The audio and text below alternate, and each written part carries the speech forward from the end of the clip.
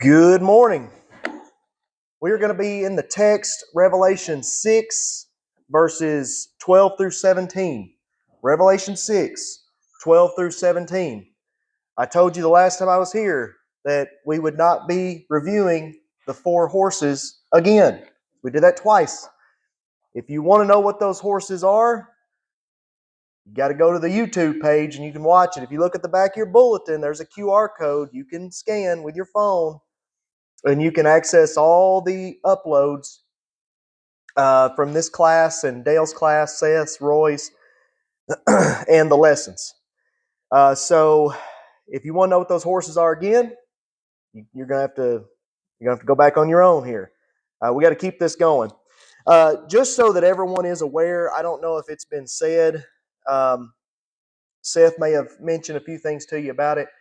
So moving forward, what we are going to be doing, just to help with class efficiency and time, is well, Seth finished up Ephesians the last Sunday he was here with you. And so this coming fourth Sunday, I'll be doing the class. And then whenever Dale finishes 2 Timothy, which might be this coming Sunday, it might be later, I'll be taking over his Sunday class time. And this way we can just go right through Revelation every Sunday morning. And this way everybody can kind of stay refreshed. That's part of the problem that we have when we skip a month and we're in a book like this that's so complex that we tend to forget, and even I tend to forget some things that's in my head constantly with this.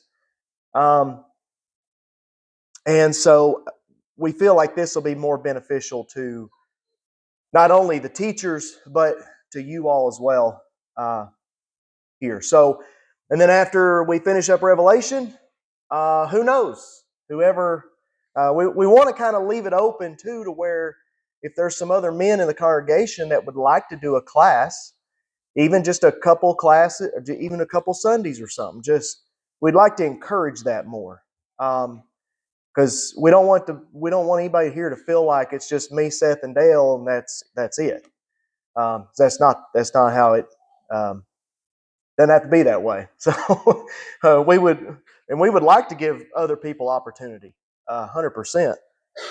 And so, but this way we're gonna go through Revelation. Chances are we're gonna have a part 1, part 2 for every class we do, every chapter. That's subject to change. So where we left off was verse 12. So what we're going to do is we're going to start with that 6th seal. So at this point, we had already seen 5 seals being broken on the scroll. All right, from Revelation chapter 5. In that chapter, we found that the Lamb, which is who? Who's the Lamb of God?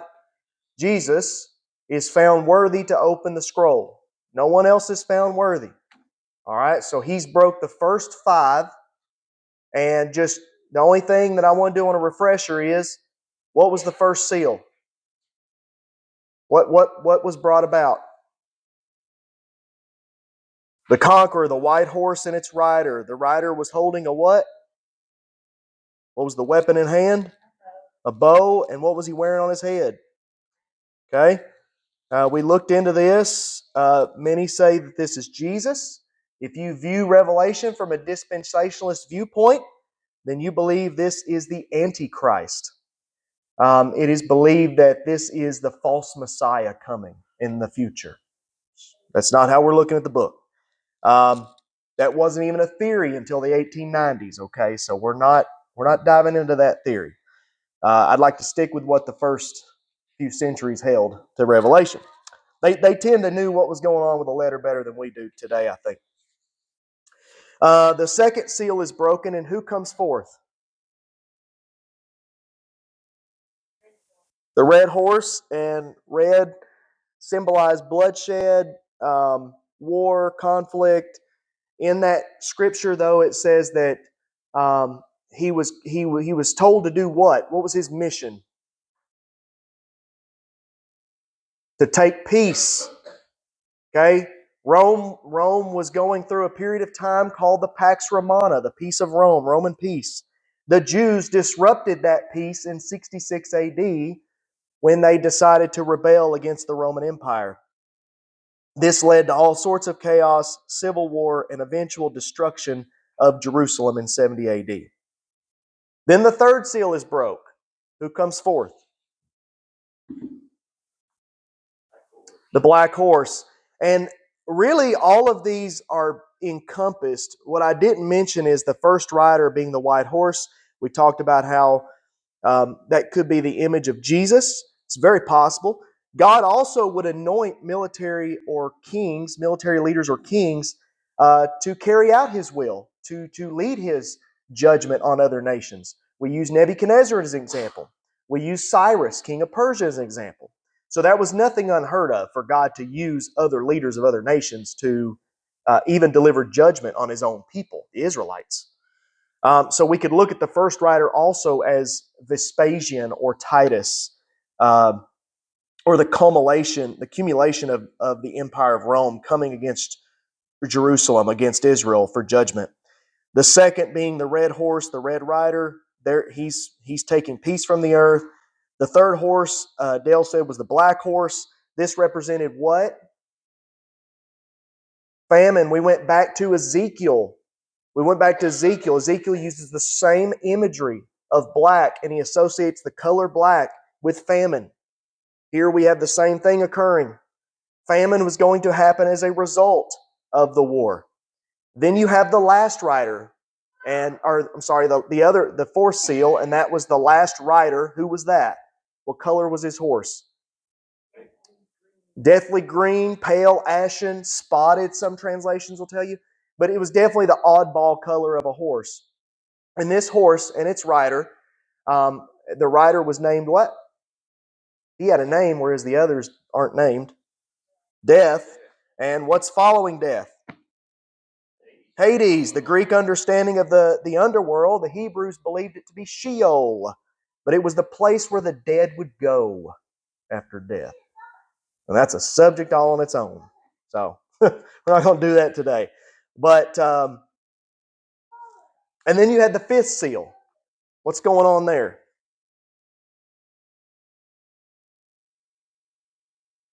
What does John see when the Lamb breaks the fifth? Those killed for the word, the martyrs. Okay, so he sees the martyrs under an altar. That's important because when the priests would offer sacrifice on the bronze altar in Exodus, where would the blood be poured? At the base of the altar. He's playing off of the temple system, the sacrificial system they had in place. And these martyrs are believed to have been those who have been martyred by the religious elite of Israel. Some would say this is the whole church in total, but I would say these are people like Stephen, characters such as this who were persecuted to the point of death for their belief in Jesus. And even says that's why they're there, is because of their testimony in the Word or in Jesus. Okay. So here we go. So we got the sixth seal. The sixth seal is broken. Now, before we get into this, I want to read something from Luke 21. I've got it up here for easy read. Some of his disciples were remarking about how the temple was adorned with beautiful stones and with gifts dedicated to God. And Jesus said, "As for what you see here, the time will come when not one stone will be left on another. Every one of them will be thrown down." "Teacher," they asked, "when will these things happen? And what will be the sign that they are about to take place?" He replied, "Watch out that you're not deceived, for many will come in my name claiming, 'I am he,' and 'the time is near.' Do not follow them. When you hear of wars and uprisings, don't be frightened. These things must happen first, but the end is yet to come." Then he said, "Nation will rise against nation, kingdom against kingdom. There will be great earthquakes, famines, pestilences in various places, and fearful events and great signs from heaven. But before all of this, they will seize you and persecute you. They will hand you over to the synagogues and put you in prison, And you will be brought before kings and governors, and all on account of my name. And so you will bear testimony to me. But make up your mind not to worry beforehand on how you will defend yourselves. For I will give you words and wisdom that none of your adversaries will be able to resist or contradict. You will be betrayed even by parents, brothers, sisters, relatives, and friends, and they will put some of you to death. Everyone will hate you because of me, but not a hair of your head will perish. Stand firm, and you will win life. Here we go. Here's the warning. When you see Jerusalem being surrounded by armies, you will know that its desolation is near. Then let those who are in Judea flee to the mountains. Let those who are in the city get out. And let those in the country not enter the city. For this is the time of punishment in fulfillment of all that has been written. How dreadful it will be in those days for pregnant women and nursing mothers. There will be great distress in the land and wrath against the people. They will fall by the sword and will be taken prisoner to all the nations. Jerusalem will be trampled on by the Gentiles until the time of the Gentiles are fulfilled. There will be signs in the sun, moon, and stars. On the earth, nations will be in anguish and perplexity at the roaring and the tossing of the sea. People will faint from terror, apprehensive of what is coming on the world, for the heavenly bodies will be shaken. At that time, they will see the Son of Man coming in a cloud with power and great glory. When these things begin to take place, lift up your heads, stand up and lift your heads, because your redemption is drawing near. He told them this parable. Look at the fig tree and all the trees. When they sprout leaves, you can see for yourselves, then you know that summer is near. Even so, when you see these things happening, you know that the kingdom of God is near. Truly I tell you, this generation, there it is again, this generation will certainly not pass away until these things have happened. Heaven and earth will pass away, but my words never will. Be careful of your heart, or your hearts will be weighed down with carousing, drunkenness, and the anxieties of life. And on that day will close suddenly on you like a trap, for it will come on all those who've lived on the face of the whole earth. Be always on the watch and pray that you may be able to escape all that is about to happen, and that you may be able to stand before the Son of Man. Each day Jesus was teaching at the temple, and each evening he went out to spend the night on the hill called the Mount of Olives. And all the people came early in the morning to hear him at the temple. Okay. So I always like to play back the Olivet Discourse every time we start our study from one gospel or the other. I've already told you that in my personal opinion and belief that Revelation is John's Olivet Discourse, because John is the only gospel writer not to record the Olivet Discourse speech. Matthew, Mark, and Luke, they all do, not John. So I believe that Revelation is John's Olivet Discourse in full detail, full action, but in symbols as well. So I watched as he opened the sixth seal. There was a great earthquake. Did we not just see that language in Luke? All right. What about this? The sun turned black like sackcloth made of goat hair. The whole moon turned blood red, and the stars in the sky fell as figs. Did he not just talk about the fig tree in relation to all the discourse? Okay. So you see what I'm doing here? We're connecting the dots. All right. We're connecting what Jesus said and what John's writing.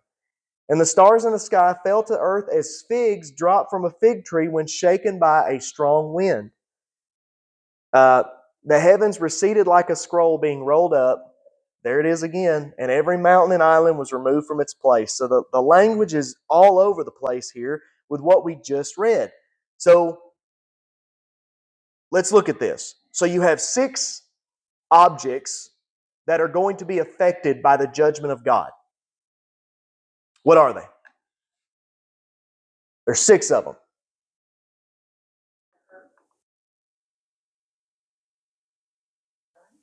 Okay, wait a minute. I'm sorry. I wasn't listening. Okay, you said the earth or the land, yes. And then what? The sun, that's 2. 3, 4. Sky. Yep, the firmament, heaven, sky. Okay. Now, here's the tricky part. Rita, that sixth one is not in that passage. So you got to, I didn't get, this is why I wasn't listening, because I thought I missed something here. That's right, because I didn't read the rest of it. So verse 15, then the kings of the earth, the princes, generals, the rich, mighty, everyone else, both slave and free, hid in caves and among the rocks. They called to the mountains and the rocks, fall on us and hide us from the face of him who sits on the throne and from the wrath of the Lamb.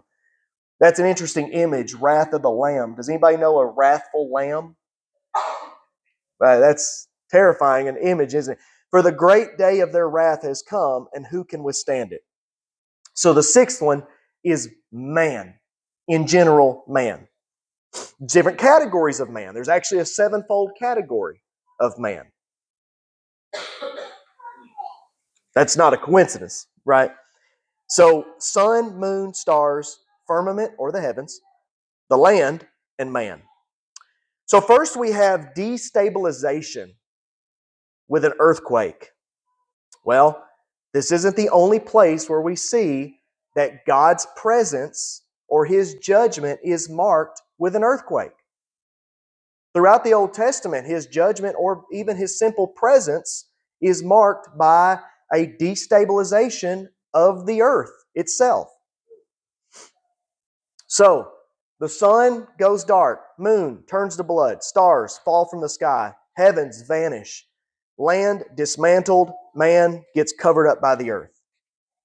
Summed up. Now, let's look at this.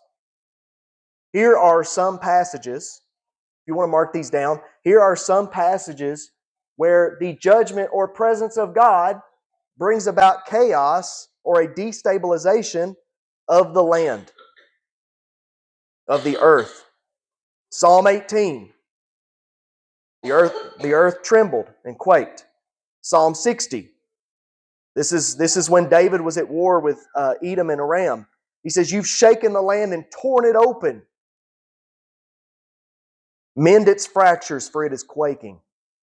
Isaiah 13 through 14. This is judgment on Babylon. Therefore, I will make the heavens tremble.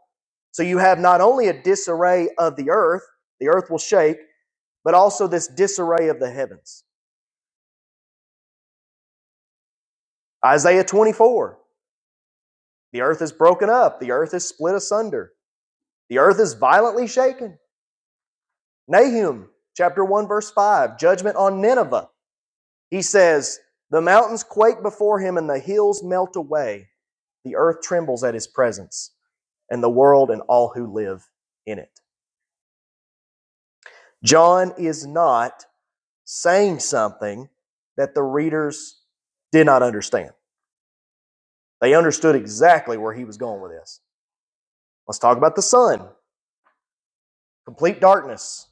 And we'll talk about what all these mean in greater detail in a moment. Job 9:7, Isaiah 5:30, Isaiah 24:23, the sun ashamed, the moon dismayed. See, there you go, the objects in the heavens.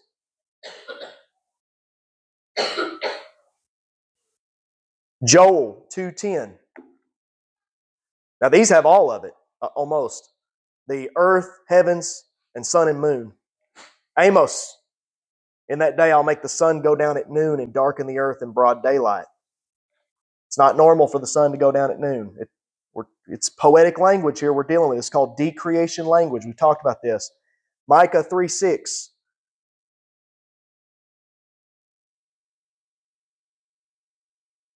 Okay, now, there are two ways you can look at this text. You can view these as literal events. And this is where a dispensationalist will take the book, that these events will physically and literally happen sometime in the very near future. And all these cosmic and cataclysmic events are going to take place, wreaking havoc on the land and people. Or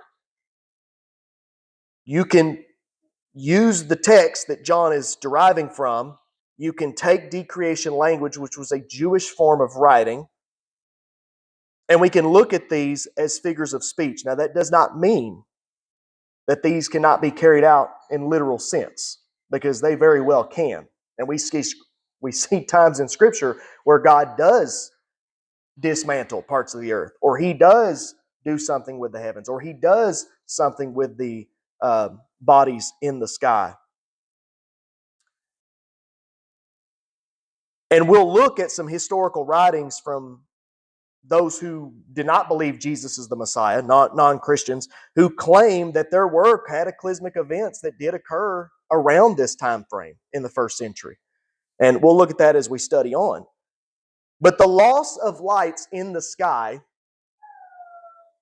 represented what? Not giving any answers. What did the loss of lights in the sky mean? Symbolically. How did the ancients view the sun, moon, and stars? How did they symbolically compare that to a down-to-earth concept?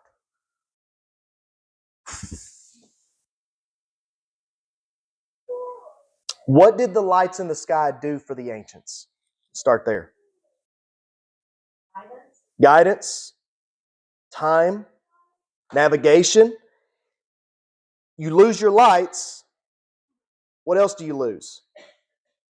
You lose your sense of direction, and you're in total, complete, dark chaos. Everything on the earth shuts down. Correct. To the ancients, the lights in the sky symbolically represented, even in Jewish midrash, which we'll talk about that in a moment, it's basically a Jewish form of interpretation and learning. Even they believed, and this is where we can derive, this is what John is pulling off of, that the sun, moon, and stars represented leadership. It represented an empire or a kingdom's body of governance. Okay? Now, when we see language like this, it's easy for us to take this and run with it without ever diving into other historical, cultural, or going back to our Old Testament. If we just run with that, we've got a good Hollywood film that we can produce from that. Right? But Revelation 6 is not the first place we see this language.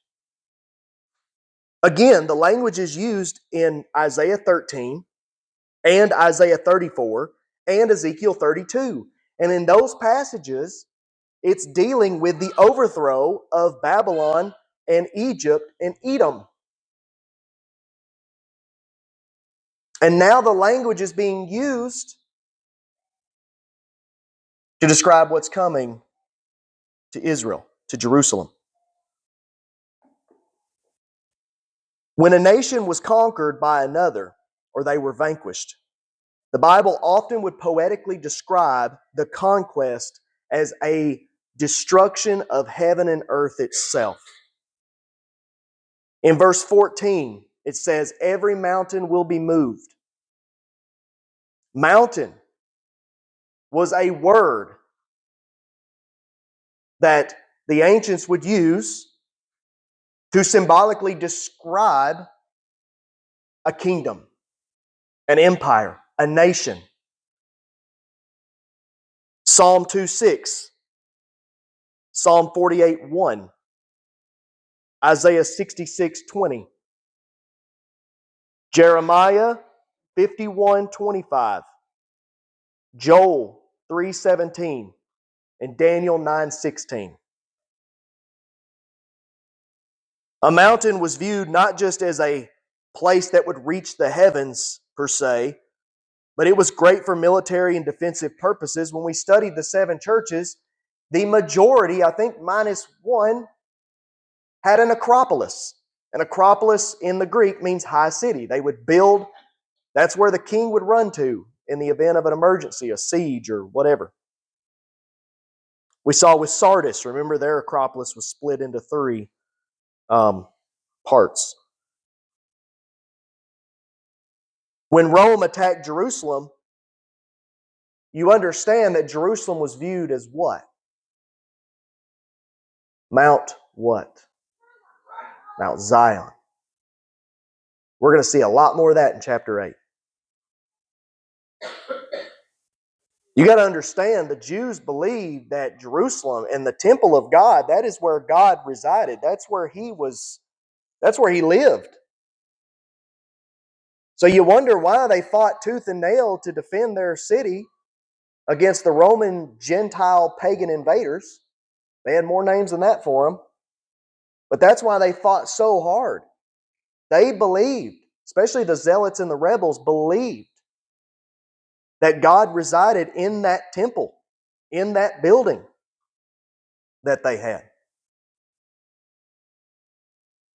After the city was conquered, it was destroyed. And after the death of Nero, Rome was in complete chaos when it came to leadership. It's really interesting that as all this was going on, did you know that Rome was in complete chaos? While Jerusalem was in complete chaos and they were civil warring it up in the city with each other between three factions, Rome back home couldn't figure out who the emperor should be.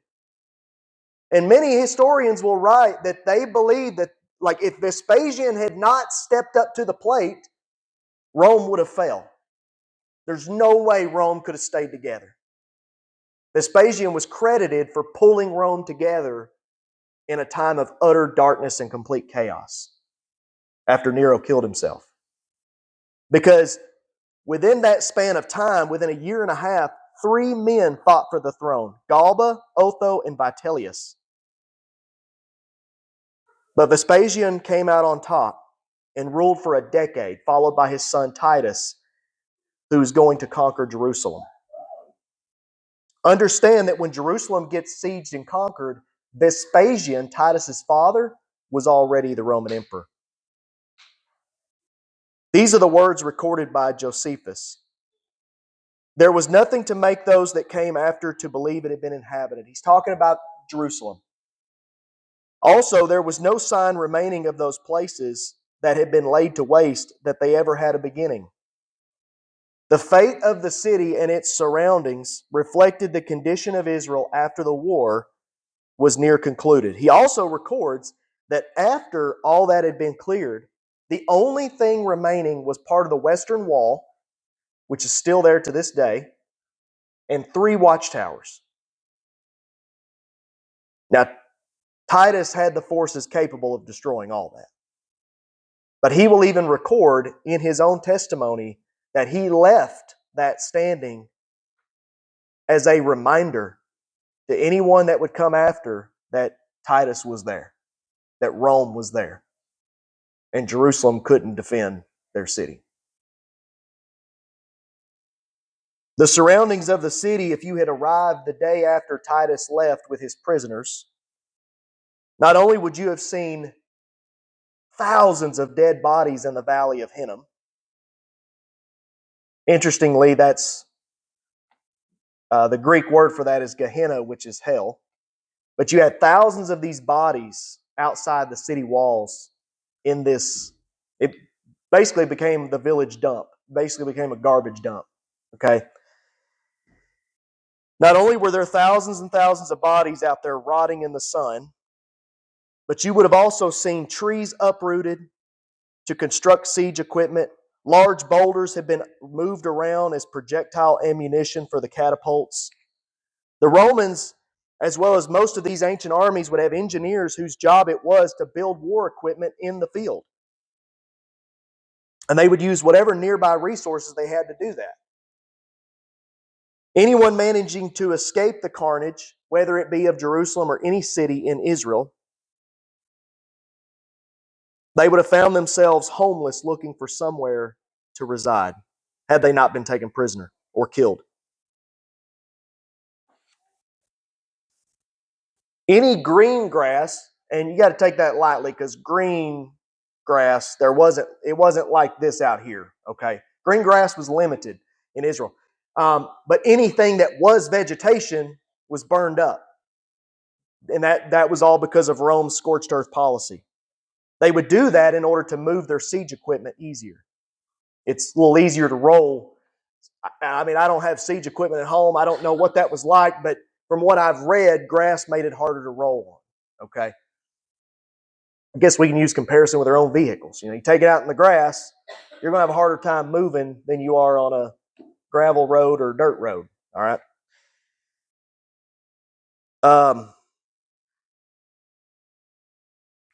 All right. So no sun. No sun. All right. All right.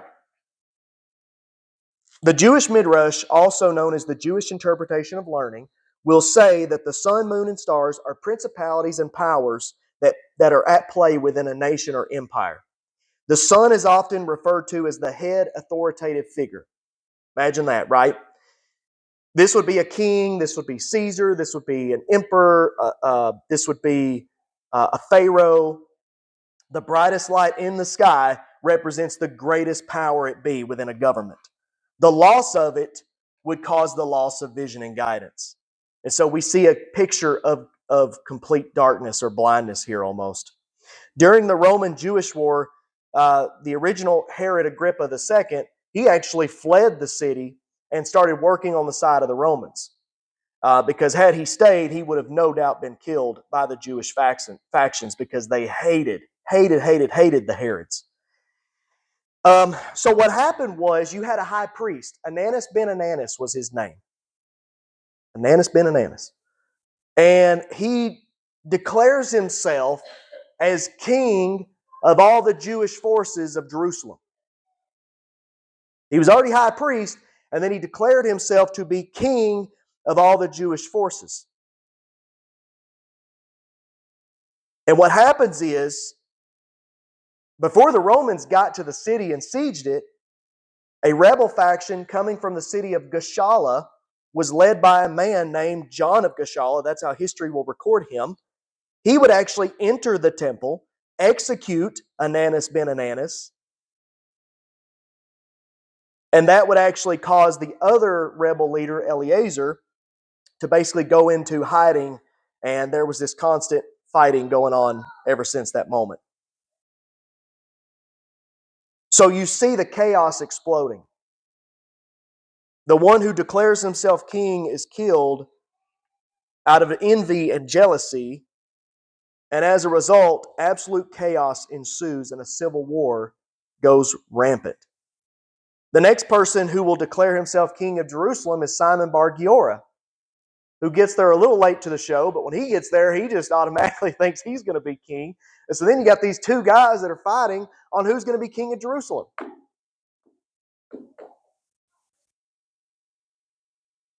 Both men, when the war is finally over, both men are taken back to Rome and paraded through the streets. Interestingly, John of Gischala did not get the death penalty. I don't know how, but he did get life in prison. I guess that would be death penalty for a Roman prisoner. And then Simon Bar Giora was thrown 80 feet from a ledge, so he was killed. Moving on. So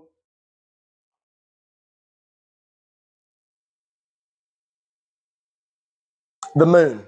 We'll talk about the moon turning to blood. That image gives us a symbol of defilement. Who do you think the moon would represent? If we're talking about Jerusalem, who do you think the moon is symbolic of? Think really hard, but not too hard. And vessels up here can be sensitive thinking too hard. Think about it.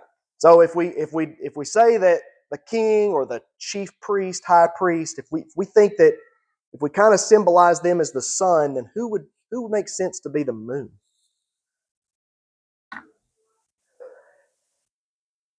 Congress. Who was the Congress? Who was the ruling body? You're all over it. Yeah, Sanhedrin.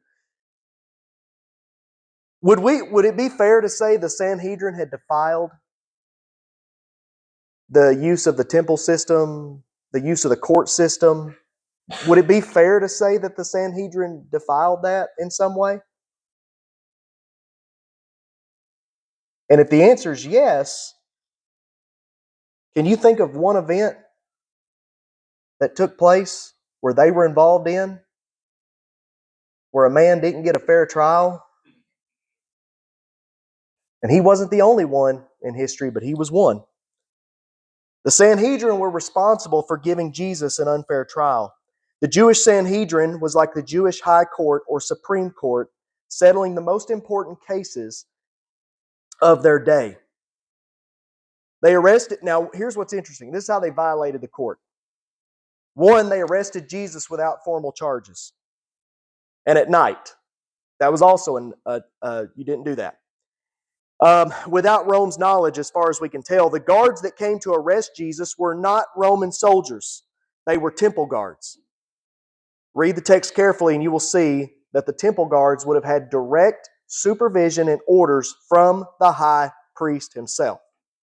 Jewish law strictly prohibited trials from occurring at night to ensure fairness and transparency.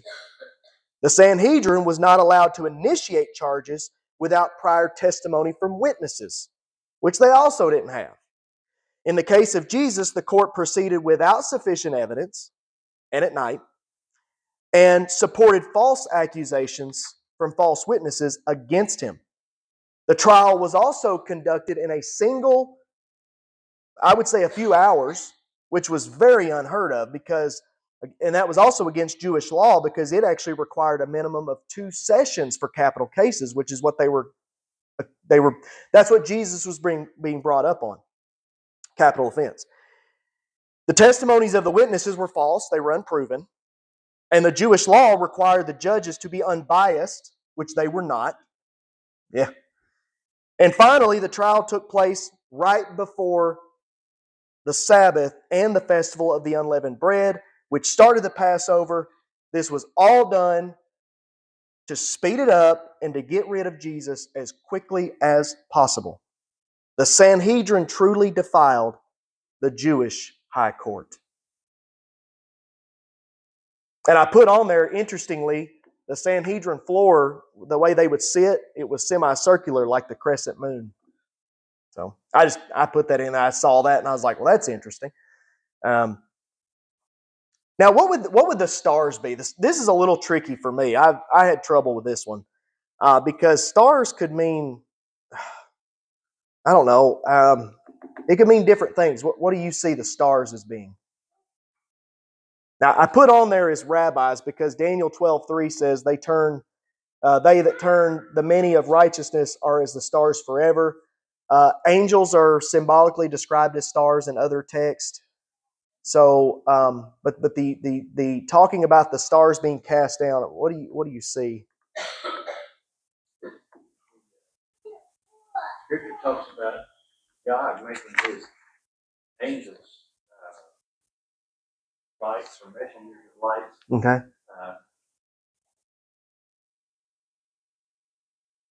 So could we see that as just that complete loss of messaging, of communication with God, like all that's just cut off at this point?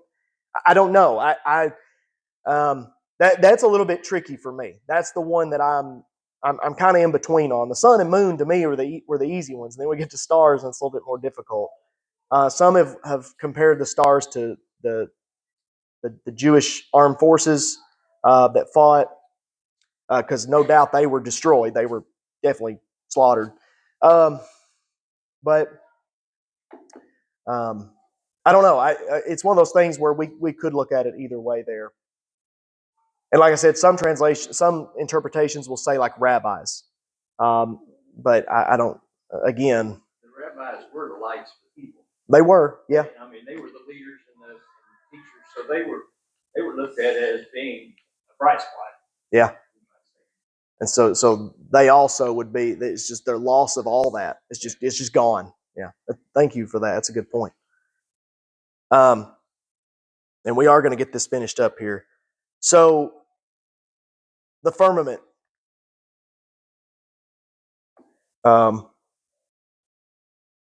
This is from Daniel 8, 9, and 10. We were talking about stars and the prophecy of Antiochus IV. We talked about that in our Daniel study. He attacks Jerusalem. years before this, he defiles the temple. It says, out of them came another horn, which started small but grew in power to the south and to the east towards the beautiful land. It's talking about this guy. It grew until it reached the host of the heavens, and it threw some of the starry host down and trampled on them. And I think that was another connection to the rabbi, because he definitely was very unmerciful towards the religious stars of the people, so to speak. There's some other text up above about other where we see falling stars. Isaiah 13, Ecclesiastes 12, Joel 2, if you want to write those down. We talked about the fig tree. Isn't that such an interesting thing that he brings up the fig tree just like he did in the Olivet Discourse? That makes me feel like Jerusalem or Israel is the fig tree here that's not producing fruit. So it must be cut off. The firmament vanishes. Let's finish this up. So the firmament vanishing or rolling up like a scroll is showing us that the very vault that held back the waters above them would become undone. This would give a picture of utter chaos on earth. Because to the ancients, they believed that the waters of heaven were held up by a vault of some type, some kind of protectionist barrier or dome.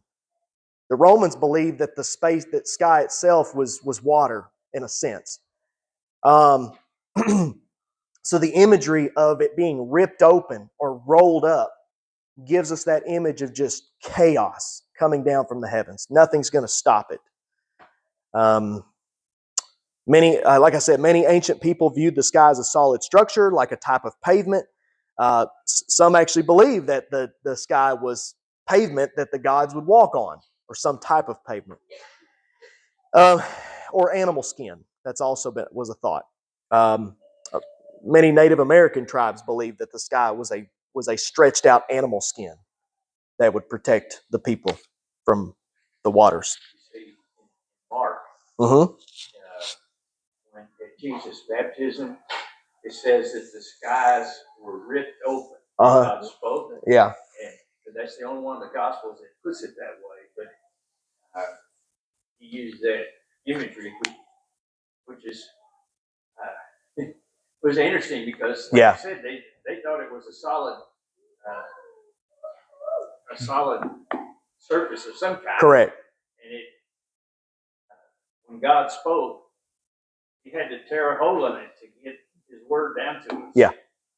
That, from what I was studying, even the Jews believed that the sky was a physical, hard-structured dome of some type. Yes.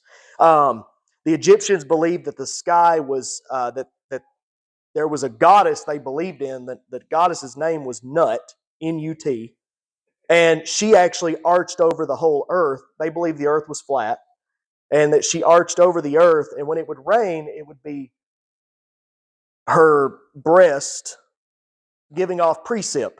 All right. All cultures viewed hail and other anomalies like snowfall and ice to be within special storehouses in the sky and used whenever for punishment or anything like that.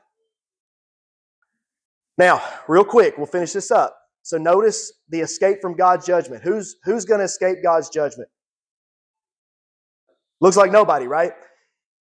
Kings, princes, generals, rich, mighty, slave, free. They had nowhere to go once judgment was on them. Once it was all set in place and the seals were breaking and this thing was taking off, there was no escape. 7 types of people are listed that are not going to escape God's judgment. The text talks about how they're going to hide in caves and they're going to call out to the mountains to fall on us. Now that sounds like weird imagery, right? Why would you want a mountain to fall on you? That's not going to save you or protect you. It's poetic. It's poetic. Not only is it brought up in Hosea in your Old Testament, but Jesus will actually say this line. Jesus will say it.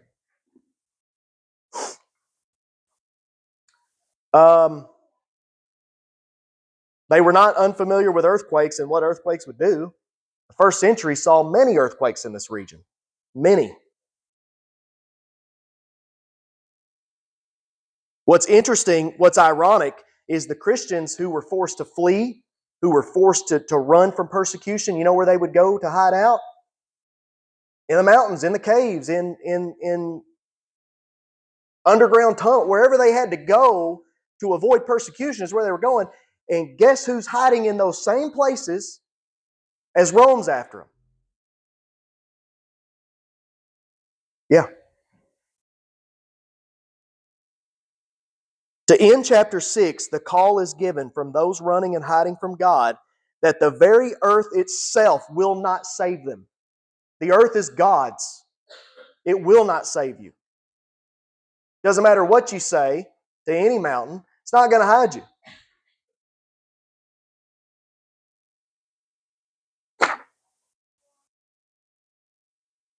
Hosea chapter 10, verse 6 through 8.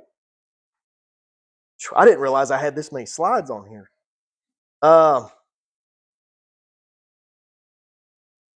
I did put on here Sardis. We talked about that, the city that saw a great earthquake. But the language here is symbolic of judgment. No one is going to escape the judgment no matter what. Here we go. Hosea chapter 10, verses 6 through 8. Look at that. It will be carried to Assyria as tribute for the great king. Ephraim will be disgraced. Israel will be ashamed of its foreign alliances. Samaria's king will be destroyed, swept away like a twig on the surface of the waters.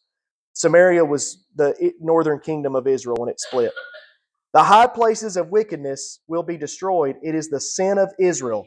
Thorns and thistles will grow up and cover their altars, and they will say to the mountains, cover us, fall on us, to the hills, fall on us.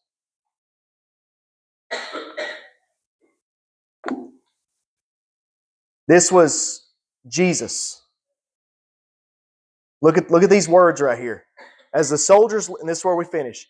As the soldiers led him away, they seized Simon from Cyrene, who was on his way in from the country, and they put the cross on him, made him carry it behind Jesus. Many people followed him, including women who mourned and wailed for him. Jesus turned and said to them, daughters of Jerusalem, do not weep for me, weep for yourselves and for your children. For the time will come when you will say, blessed are the childless women, the wombs that never bore, and the breasts that never cursed. Why? The Olivet Discourse. They will say to the mountains, fall on us. They will say to the hills, cover us. John is not making up something that they were unfamiliar with. That was Luke 23, by the way. I'm sorry, I didn't have the chapter in there. Luke 23, that was verses 26 through 29.